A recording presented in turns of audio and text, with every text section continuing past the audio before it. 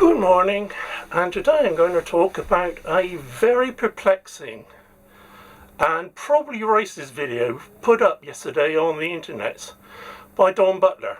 Butler is the Labour MP for Brent Central and Lambeth. A few years ago, when the Labour Party were holding its leadership elections, she was running for deputy leader, and I'm actually very glad she didn't get in, because one of her key policies was going to be that she was extra hard on racism.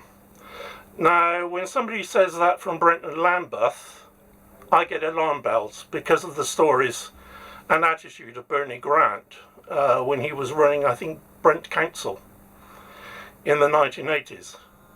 Grant was very, very zealous on anti-racism, and his view of what was considered to be racist was, shall we say, very wide and not very discriminating. I mean, one of the issues was that he was purging anything he found racist from the council's libraries. And so there was a mass purge of what were otherwise probably perfectly innocent books, except that for some reason he found them, well, racist. I mean, one of the books he purged was Willard Price's Cannibal Adventure, which was a children's story book set in Papua New Guinea. Now, Papua New Guinea has cannibals. That's it. I mean, it's an historical fact. Now, yes, it's fallen out of favour because it does have a condescending attitude towards, the indigenous peoples, but the heroes of the novel, who are two white boys, are not racist, or at least not for the time, and they make it clear that although the native Papuans live in a Stone Age world, they are not stupid. Glass is a special kind of transparent stone to them, and not spirits. And it goes on like this, and it talks about the traditional parts of the traditional religion, like the skull huts, where they put the skulls of their ancestors. Right? Got purged. I've read it, and I wouldn't have said it was racist, or at least not for the time. Now, I've heard stories about Grant accusing local headmaster of racism and fascism, despite the fact that the man was a member of the Communist Party and his wife was black. So you can see the kind of zealotry going on there. Now, Butler put up this strange, video of her reciting some kind of poem where she says, basically, how dare you look down upon me because I am the chosen one, because I'm descended from the first ones. And then she talks about her mahogany skin.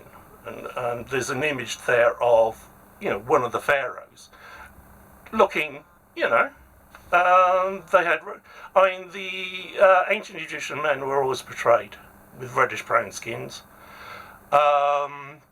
They were occupied by the Nubians for a period from what is now the Sudan, and the Nubians are depicted with black skins, as are the other peoples from, further south, probably like Africa. And then she went on about something like your culture, about how her culture was authentic and genuine, and yours is fake. It's, when you look at it, it's very peculiar. I mean, several people have put this up on the net already and are commenting on it, including how racist it is. Yes. Now, there are a number of, implications here. I mean, first of all, people talk about, religious talk about being God's chosen people. The Jews are the Jews are the best known example. But you also get, you also find it in certain forms of Protestantism, there is this doctrine of election, and the righteous are the elect of God, they're specially chosen by God. Yeah, it goes on.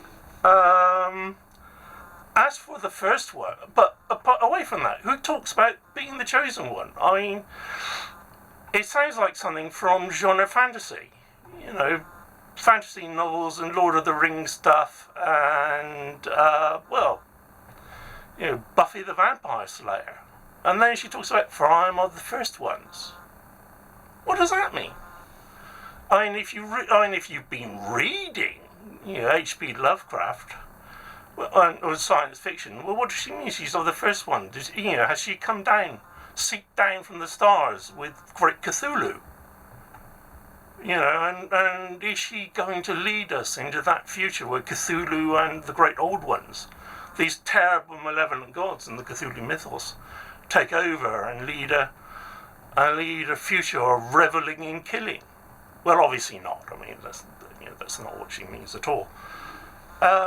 Some people looked at it and said, well, she's self-educated herself on Lucy, and she thinks she and people of her colour are superior to us because they're descended from the first hominids, hominid creatures that before Homo sapiens sapiens evolved, like Australopithecus afarensis. Now, back a bit in the 1950s, there were paleoanthropologists speculating that some Africans may well be descended from the Australopithecines. And it's still going around now because geneticists are finding traces of pre-Homo sapiens sapiens ancestry in a number of black populations, in the same way that people outside Africa, indigenous peoples outside Africa, like whites and Asians, and going down to the Polynesians, their ancestry also contained Neanderthals, and the further east you go, you also get Denisovan admixture, along with other relic populations who seem to have vanished. But it's very, very contentious. I mean, one black politician got very angry and said, oh, black people are not descended from baboons. Well, nobody said they were.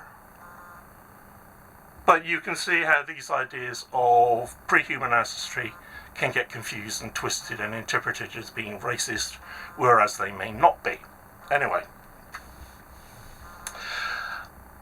it seems to me that Butler put this up as part of Black History Month. Now, Black History Month comes around every year.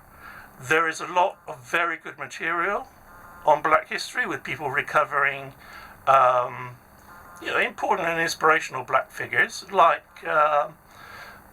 some of them got elected at local councils, and you don't hear about them, and were trusted and respected by the white populations. Many of them campaigned for the liberation and independence of their homelands. So yeah.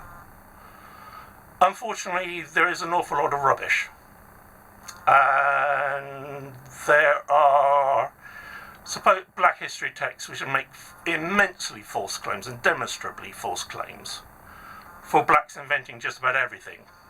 I mean, one of the most ludicrous claims I've heard is that, it's on YouTube.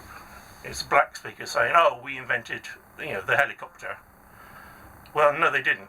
Igor Sikorsky invented the helicopter, based upon the experiments by Jose Cuervo on gyrocopters. So no, they didn't. And there's more of this. There are some excellent books debunking this stuff. So read that as well before you get onto the stuff written by black publishers telling you that black people created Stonehenge. Black people didn't, but that was the claim of a Nigerian author in a book, Brilliant Black British History. So, be careful. What I think Butler is doing is she's an Afrocentrist. Now, the Afrocentrists roughly believe that ancient Egypt was the first and greatest civilization. The ancient Egyptians were black, and the Greeks stole their ideas from ancient Egypt. It's nonsense. I mean, it's the controversy over whether the ancient Egyptians were black or white is a non-issue to real Egyptologists. They don't like talking about it, and they get very irritated because it's a subject that simply does not interest them.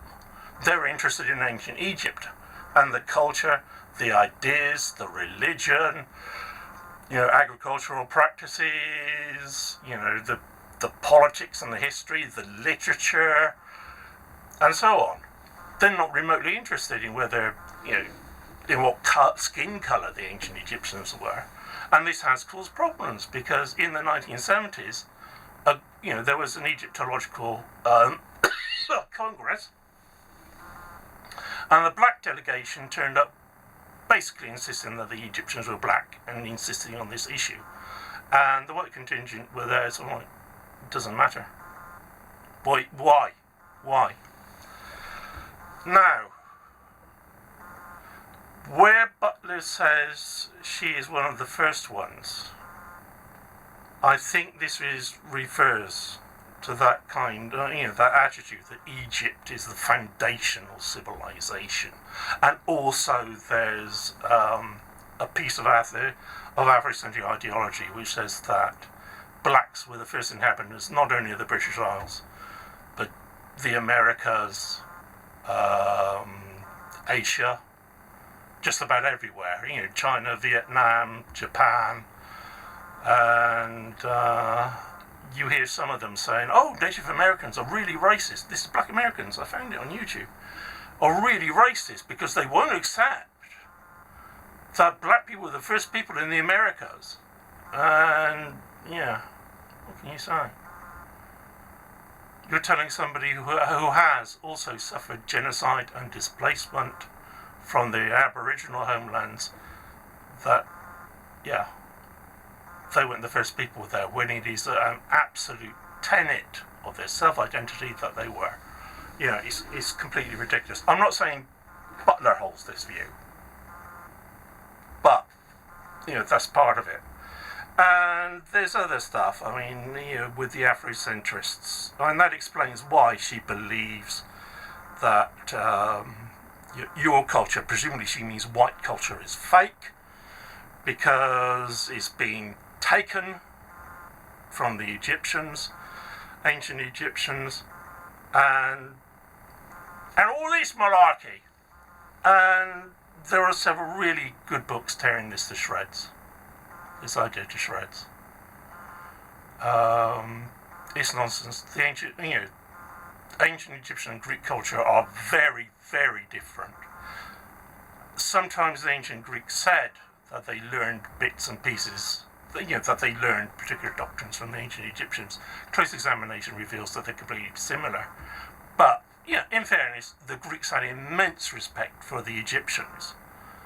And so they projected their own achievements onto the Egyptians, even though the ancient Egyptians had nothing to do with it.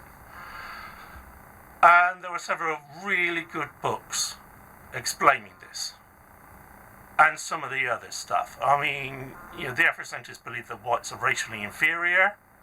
We're coldly intellectual because we're descended from the Neanderthals.